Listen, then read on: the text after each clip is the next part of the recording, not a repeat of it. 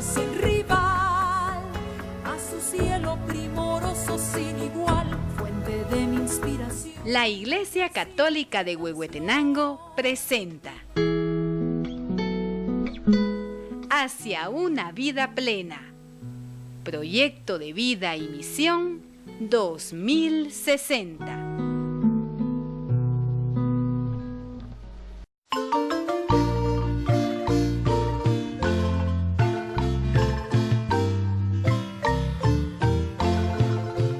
Una mirada al pasado. Se dice y se repite que un pueblo que olvida su historia está condenado a repetirla. Por eso, amigos, volvamos un momento la vista atrás a este pueblo que surgió en la historia a partir de los olmecas 1200 años antes de Jesucristo.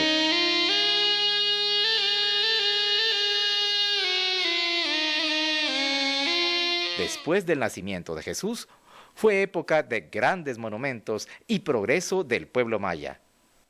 Del 300 al 900 es época de rivalidad entre pueblos nahuá y maya. Al comienzo de la conquista española, el pueblo más relevante en Huehuetenango era el MAM, liderado por Caibil Balam. Y tenía su residencia en Chinabajul, que significa entre barrancos.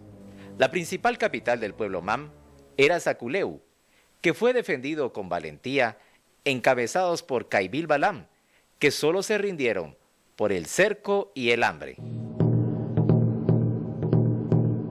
Después, Pedro de Alvarado se lanzó a la conquista de los pueblos Canjobal y Chuj, donde parece que había oro y plata.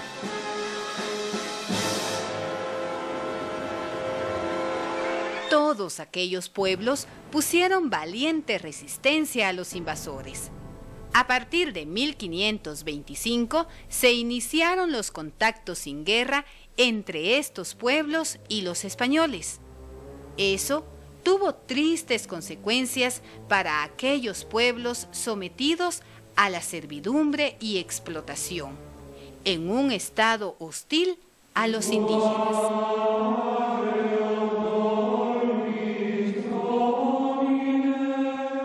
La religión de los españoles, con una visión retrasada del cristianismo, intentó arrancarles a los pueblos sus creencias mayas. Los curas doctrineros se encargaron de esa conversión, apoyados por los encomenderos que explotaban la mano de obra indígena. Los indígenas continuaron practicando su religión en privado. El encomendero tenía a su servicio una cantidad de indígenas que los reyes de España le daban como premio a sus servicios. Los indígenas eran reagrupados por los encomenderos en pueblos llamados doctrinas. Allí trabajaban. Algunos religiosos los adoctrinaban y los indígenas debían ocuparse de su alimentación. También dominaba el sistema de impuestos para beneficio del Reino de España. Eso se hizo a través de las cajas reales.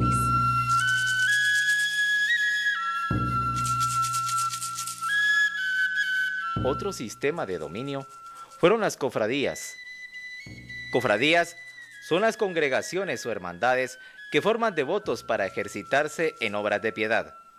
El ingreso a una cofradía se hacía pagando una cuota de inscripción.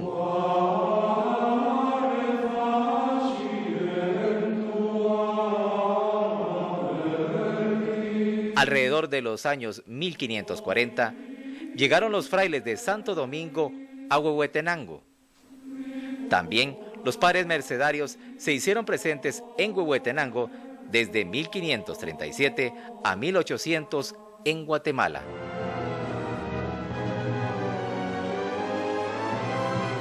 La conquista fue cruel y con atrocidades, así como lo refleja el escrito de Fray Bartolomé de las Casas al príncipe de las Españas, don Felipe, sobre la provincia Reino de Guatemala en el año 1552.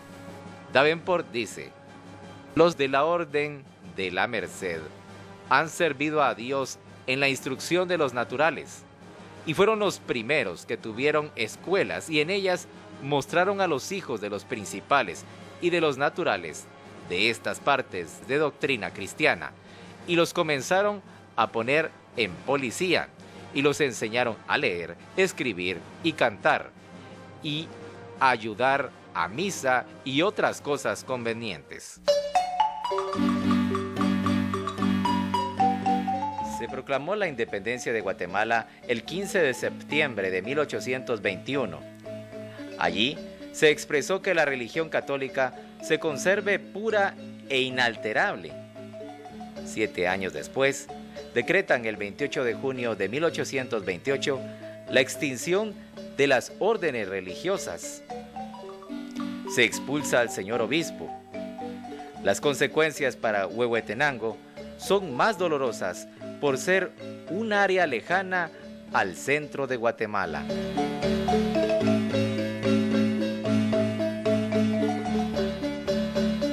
Durante la época conservadora, se firma un concordato en 1852, donde Iglesia y Estado mutuamente se dan privilegios, estrechan su alianza y establecen relaciones diplomáticas. De 1871 a 1944, inicia una nueva época liberal, que en la búsqueda del desarrollo privilegia a una pequeña élite. La población indígena tuvo que entregar sus tierras y trasladarse a tierras altas y poco fértiles.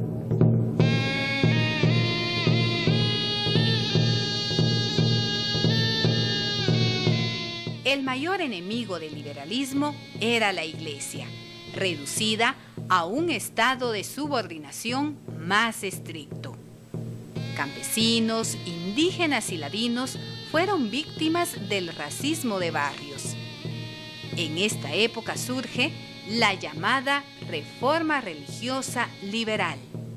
Con otro decreto que apelaba a la inviolabilidad de la libertad de conciencia, Barrios asegura el libre ejercicio de todas las religiones.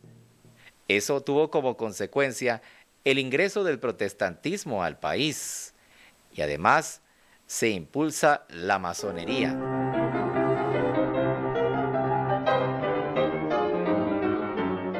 El 20 de septiembre de 1821, Huehuetenango, junto con la provincia de Chiapas, con la que mantenía comunicación, proclamó la independencia sin que fuera conocida esta noticia por parte de la capital del reino. Todo esto consta en el Acta de Independencia de Huehuetenango. La Revolución Liberal consiguió establecer una economía que aprovechara más los abundantes recursos naturales y humanos para dirigirlos a los mercados nacionales e internacionales. Justo Rufino Barrios merece un lugar destacado entre los presidentes de Guatemala, porque él, para bien y para mal, introdujo a Guatemala en el mundo moderno.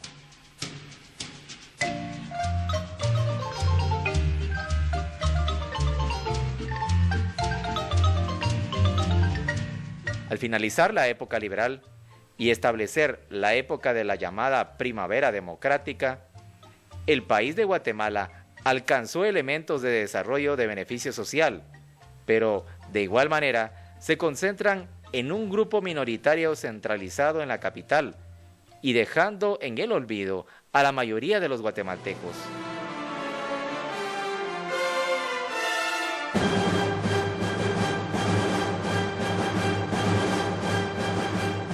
En el conflicto armado, los más golpeados fueron los pueblos indígenas y el pueblo rural y estudiantil, sufriendo la política de tierra arrasada en la lucha contra insurgente del gobierno.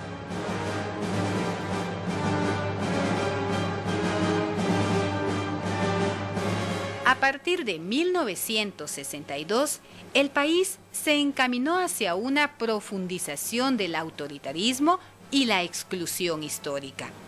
Recurrió a la militarización del Estado y a la violación de los derechos humanos. Se tiene nota del número de masacres a nivel general del conflicto.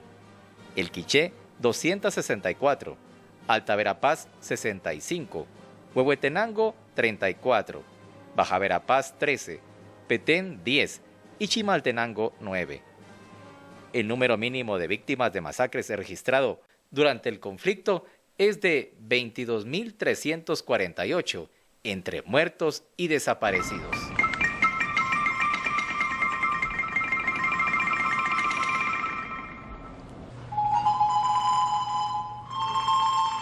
Otro rasgo de la época es el crecimiento acelerado de la población protestante en Guatemala.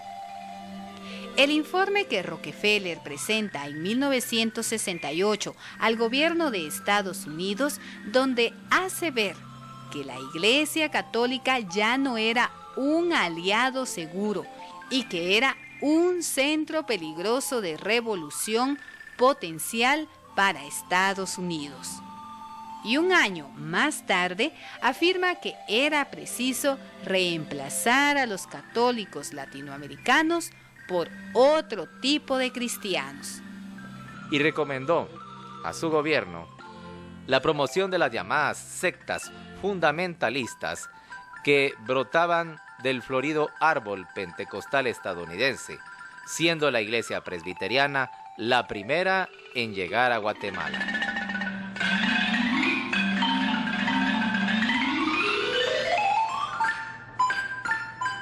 Hacia mitad del siglo XX, Guatemala era atendida por 3 diócesis, cada una con su obispo.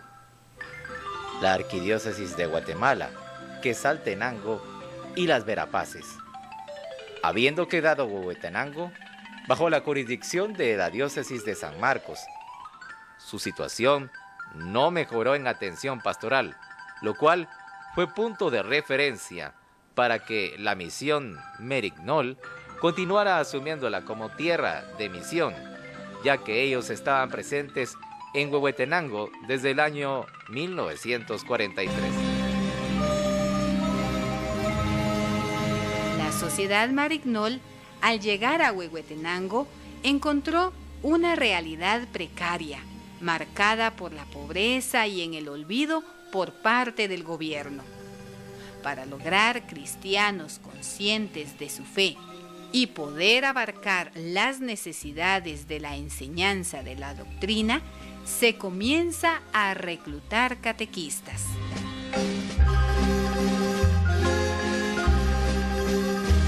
Se van empezando los diálogos de los acuerdos de paz. El hilo conductor de este proceso es la participación ciudadana y la modernización del Estado. La Iglesia va abordando la evangelización por medio de distintos planes pastorales.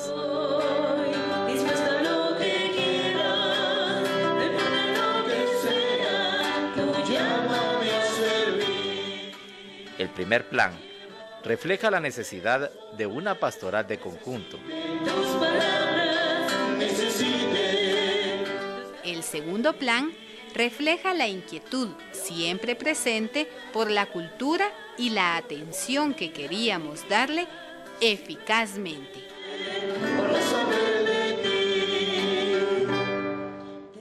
El tercer plan tiene un carácter marcadamente social y con tendencias hacia lo político. El cuarto plan es el que mayor carácter pastoral tiene y logró sintetizar y plasmar una pastoral de conjunto, teniendo como base la comunidad en toda esta memoria de la historia de la diócesis. Ahora nos corresponde a nosotros comenzar el quinto plan. Yo le canto a mi tierra